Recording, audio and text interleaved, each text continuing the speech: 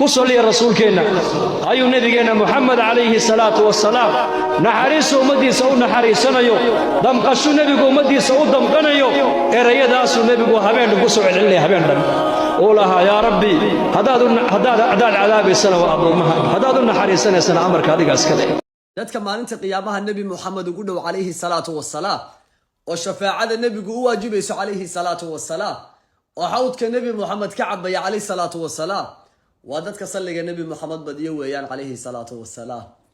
shargareeyo ku salliya nabiga Allahumma salli wa sallim wa barik ala sayyidina Muhammadin wa ala ali Muhammad talo mahli doona kumanaankun insha Allah bidnillahi ta'ala wa nabi Muhammad calayhi salaatu wassalaam sababteeda intay ku xasuusteen ku salliya oo ajarka aniga ilaahay u qoro oo ayaguna kumanaan kun gaarsiiya oo sabab u noqdo inay dad kale ku saliyaan oo iyagana ajar loo qoro sallallahu inoogu soo aabina nabigeenu calayhi salaatu wassalaam ma caroon jirin walhamdulillah ma aytami jirin la ilaha illa allah meel xun ma fadhiisan jirin allah hadal xun kuma hadli jirin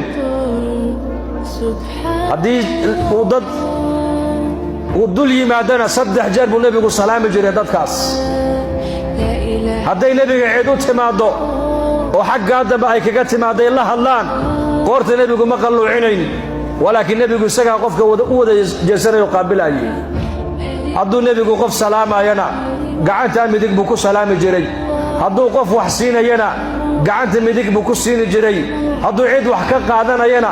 midigtuu kaga qaadanayay hadduu cunto cunayana midigtuu ku cunayay hadduu biyo cabaayana midigtuu ku cabaayay hadduu masjidka soo galaayo midigtuu ku soo galayay hadduu aqalkiisa u galayana duca la akhristo nabigu lahaa subhanallah hadduu dhar xidhanayana walhamdulillah hagu ka bilaabay midigta